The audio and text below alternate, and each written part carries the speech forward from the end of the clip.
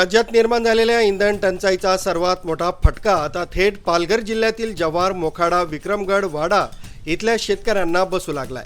शेतीवर अवलंबून असलेली ट्रॅक्टर, क्रेशर, पंपसेट, जनरेटर यासारखी यंत्रणा डिझेल अभावी बंद पडू लागली आहेत। त्यामुळे शेतकऱ्यांची अत्यावश्यक शेती कामं अडकली आहेत। ग्रामीण भागात अनेक ठिकाणी पेट्रोल पंपांवर डिझेलसाठी मोठ्या रांगा लागत आहेत। काही ठिकाणी तर तासनतास थांबूनही शेतकऱ्यांना डिझेल मिळत नसल्याची परिस्थिती आहे। परिणामी नांगरणी, पिकांची मळणी, पाणी पुरवठा आणि इतर शेतीची कामं अर्धवट राहू लागली आहेत। डिझेल नसल्याने शेती यंत्रणा बंद पडत असून शेतकरी अक्षरशः हवालदिल झाले।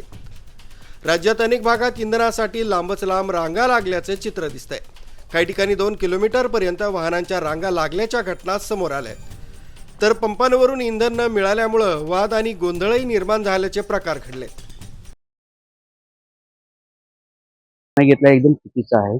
आमचा व्यवसाय हा डिझेलवर चालणारे आहेत वस्तू, ज्या पोकलँड, जेसीबी, आणि ते जर आम्हाला मिळत नसेल तर आम्ही व्यवसाय करायचा कसा?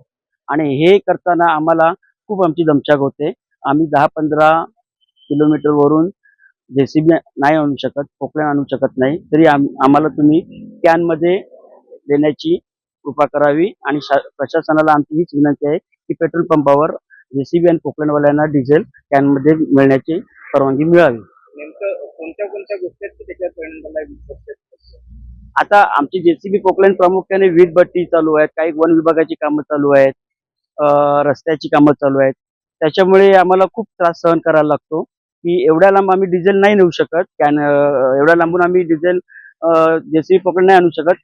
त्याच्यासाठी आम्हाला कॅनमध्ये डिझेल देऊन आम्ही ते जेसीबी, पोकलँडला आम्ही पोचून आमची कामं आम्ही व्यवस्थित पार पडू शकतो। पेरणीपूर्व तयारी, मळणी आणि सिंचनासाठी डिझेल अत्यंत महत्त्वाचं असतं। मात्र सध्या डिझेलच मिळत नसल्याने शेतीची संपूर्ण साखळी विस्कळीत होण्याची भीती निर्माण झाली आहे। सरकारकडून इंधनाचा पुरेसा साठा असल्याचं सांगितलं जात असलं तरी प्रत्यक्षात ग्रामीण भागात डिझेलसाठी होणारी धावपळ थांबलेली नाहीये। त्यामुळे इंधनाचा प्रश्न सुटणार कधी असा संतप्त सवाल आता शेतकरी विचारू लागलेत।